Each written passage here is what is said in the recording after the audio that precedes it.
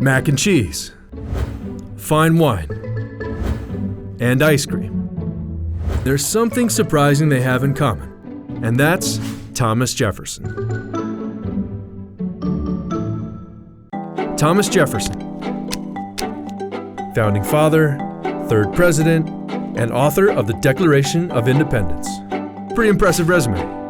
But what we should really recognize Jefferson for is being a massive foodie.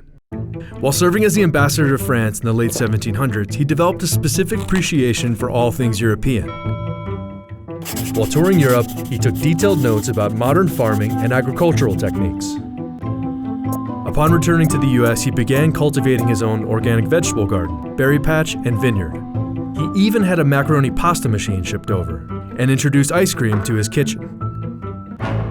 After he was elected as president, he brought his passion for food to the White House. He even served one of his favorites, macaroni and cheese, at a state dinner in 1802. Even though he didn't come up with the dinner recipes himself, Jefferson helped popularize them by serving them at decadent dinner parties. So next time you reach for your favorite guilty pleasure, say a small thanks to Thomas Jefferson. Mr. President, our taste buds salute you.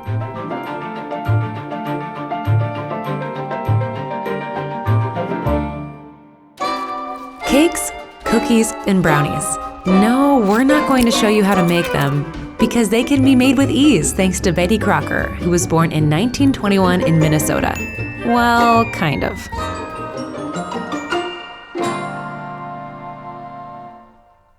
In 1921, the Washburn-Crosby Company, now known as General Mills, ran a contest for people to complete a puzzle for the most coveted prize, a pincushion. Yes, one of your very own. Surprisingly, a lot of people wrote in to claim their prize, but with a little PS. How do I make my sponges? How much flour should I use? They wanted baking advice. So the customer service department began to reply, and to make their tips seem more genuine, they signed their letters Betty Crocker. Betty, because it was a cheery, all-around, American-sounding name, and Crocker after a board member. Not being a real person didn't stop Betty Crocker from having a very successful radio show, the Betty Crocker Cooking School of the Air, with a different accent in every state. Welcome to the Betty Crocker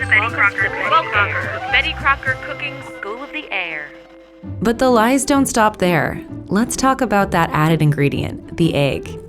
You don't need to add a fresh egg to powdered cake mix, but science says it makes us feel like we aren't cheating and we're better providers. So thanks, Betty Crocker, for making us all feel like we know how to bake.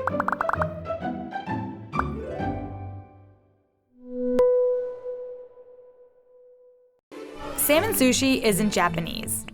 It's Norwegian. Huh? Sushi. Okay, here's the story. Until about 1995, raw salmon was not consumed in Japan, and this was for one big reason.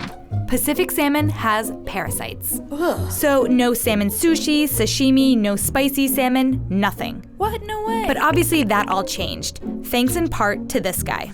Yes, my name is Bjorn Erik Olsen. Norway had a problem. They had a lot of salmon and too small a market.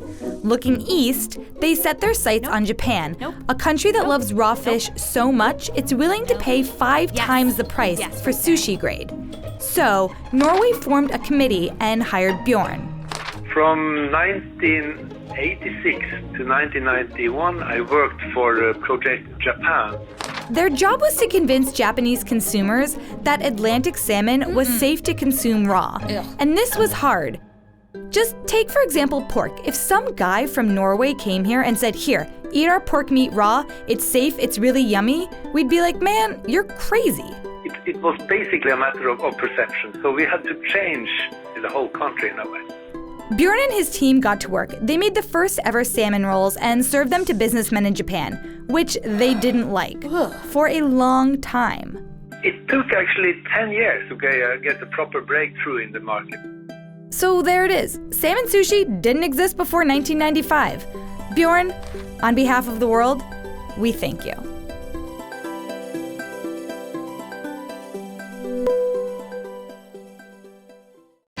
Whether you're in it for the bottomless mimosas, the decadent pancakes, or the avocado toast, brunch is hands down the best part of the weekend. While enjoying the finer things in life, did you ever stop to think about how this glorious eating tradition began? Well, it all started with a man with a hangover.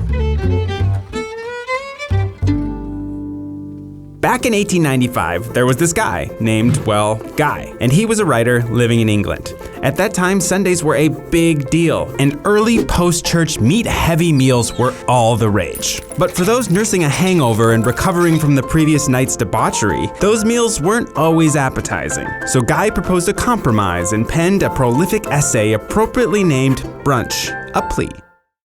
He envisioned a hybrid meal of sorts that was lighter than the typical meat spread and included a variety of pastries.